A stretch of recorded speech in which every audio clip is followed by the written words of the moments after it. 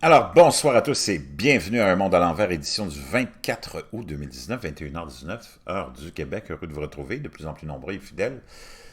Les gens sont vraiment heureux de la tournure des événements et de la direction que la chaîne vient de prendre, hein, avec vraiment une nouvelle vocation et je suis vraiment heureux d'être au centre de ça. Donc, chers amis, merci de votre support et de vos commentaires les plus positifs. Ça va être de plus en plus difficile de se nourrir, ça va être de plus en plus difficile de manger aussi santé parce que tout va augmenter d'une façon vraiment vertigineuse. Les changements climatiques, on ne peut pas les nier, sont là, s'intensifient, sont de plus en plus difficiles envers l'agriculture. L'agriculture devient de plus en plus difficile. Les printemps sont des extensions de l'hiver. Il y a beaucoup de pluie. Les étés peuvent être très courts et peuvent être soit pleins de pluie ou pleins de sécheresse. L'automne vient vite. Donc, certaines, certains endroits sont dans des périodes de sécheresse extrême et c'est comme ça dans les minimums solaires et les grands minimums solaires et dans les changements climatiques dans lesquels on est, qui sont historiques. Il n'y a personne qui a jamais expérimenté ce que l'on vit. Ensuite, on a la haute atmosphère qui est déréglée, on a les ondes, les micro-ondes, les pesticides, les insecticides, hein, toutes ces nitrates qui sont utilisés d'azote par les agriculteurs en quantité jamais, jamais, jamais, jamais vue dans l'histoire de l'humanité.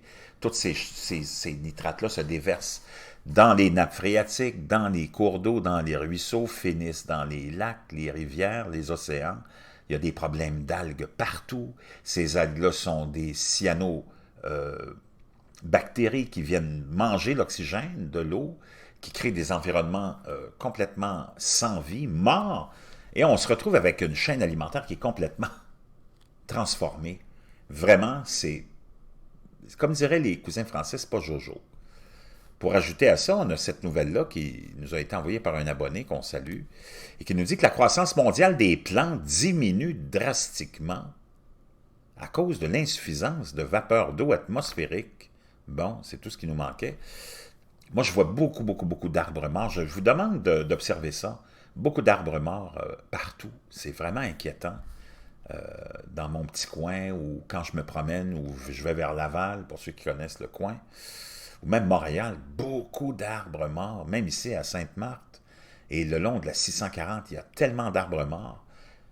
Il y a des lignes de haute tension, il y a les tours, il y a tout ce que vous pouvez imaginer comme sûrement source de toutes sortes de problèmes qui ne sont pas encore identifiés, mais enfin. La dynamique biologique des écosystèmes végétaux est intimement corrélée à la dynamique atmosphérique planétaire. Parmi les changements dus au réchauffement climatique se trouve le taux de vapeur d'eau atmosphérique. Lorsque ce dernier varie, la pression de cette vapeur varie également, entraînant des conséquences directes sur les végétaux. Et ces dernières années, le déficit de vapeur d'eau atmosphérique a eu pour conséquence une drastique diminution de la croissance végétale. À l'échelle mondiale, un déficit de vapeur d'eau dans l'atmosphère a provoqué un ralentissement mondial de la croissance des plantes au cours des 2 dernières décennies, entraînant une baisse de taux de croissance de 59% dans la zone de végétation dans le monde. L'étude de 4 ensembles de données sur le climat menée par Wenping Yan de l'université Sun Yat-sen de Sungji en Chine a révélé que le déclin est corrélé à un déficit de pression de vapeur dans l'atmosphère. L'étude a été publiée dans la revue Science Advances. Les scientifiques étudient les répercussions possibles du réchauffement planétaire depuis plusieurs années et suggèrent que celui-ci pourrait entraîner non seulement une hausse des températures, mais également une modification des conditions météorologiques. Un de ces changements météorologiques qui est rarement mentionné est le déficit de pression de vapeur, qui correspond à la différence de pression atmosphérique due à la vapeur d'eau pendant les périodes de saturation totale par rapport aux périodes d'insaturation.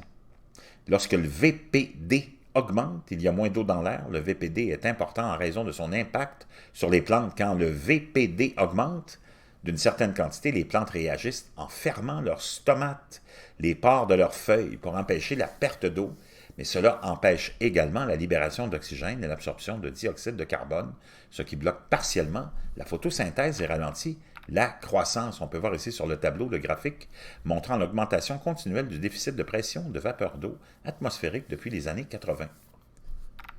Dans cette étude, les chercheurs se sont demandé s'il pouvait y avoir un lien entre les pertes de végétation observées dans le monde et les modifications apportées au VPD dans certaines parties du monde, et la dynamique complexe du changement climatique peut être responsable selon Yuan. Wow, vraiment, c'est quelque chose. Le réchauffement de la planète joue également un rôle. À une température donnée, l'atmosphère ne peut contenir qu'une certaine quantité de vapeur d'eau. À mesure que les températures sur les terres augmentent, la limite supérieure de la qualité de vapeur d'eau que l'atmosphère peut retenir augmente aussi, de sorte que le déficit augmente, a-t-il déclaré. L'équipe a analysé les images satellites et a constaté une baisse correspondante des taux de croissance de la végétation mondiale et de la couverture foliaire qui avait augmenté entre 82 et 98. Elle a également examiné la largeur des cernes botaniques couramment utilisées comme mesure de la croissance végétale.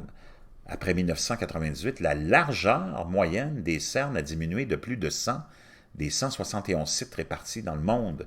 L'équipe prévoit que le VDP continuera d'augmenter dans les décennies à venir.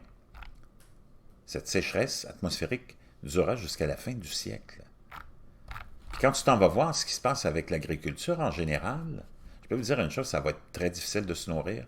Ça va coûter très, très cher. Il y a un portail que j'aime bien visiter, et c'est celui-là d'agroinsurance.com. Hein, ça, c'est les assureurs de l'agriculture. Eux autres, ils sont là, ils savent ce qui se passe parce que c'est eux autres qui dédommagent les agriculteurs. Écosse récolte 2019 des pertes inévitables. Un pays pluvieux par temps humide le 20 août. États-Unis, les conditions météorologiques responsables de la pire saison de plantation jamais enregistrée. Canada, les réclamations d'assurance continuent d'augmenter après la tempête de grêle de la semaine dernière, 16 août. Hongrie, la qualité et le volume des pommes devraient baisser cette année. Canada, les producteurs de bleuets de l'île du Prince-Édouard s'attendent à une importante perte de récolte, et c'est comme ça partout, partout, partout. On ira voir ça ensemble, en détail, parce que c'est ici qu'on va savoir ce qui se passe avec ce qui nous attend, ce portail-là, AgroInsurance. Je peux vous dire une chose, c'est tout ce qui concerne l'alimentation, l'agriculture et les dédommagements que les compagnies d'assurance payent pour des vraies pertes. Les vraies affaires sont là. Record du monde de grêle, le plus gros, le plus lourd et le plus meurtrier en 2019 aussi. Système de gestion des risques dans l'agriculture de l'Union européenne, gestion du risque et de la volatilité. 20% de moins de pommes et 14% de moins de poires que l'an dernier. C'est juste vraiment sommaire, là. C'est vraiment, vraiment, wow!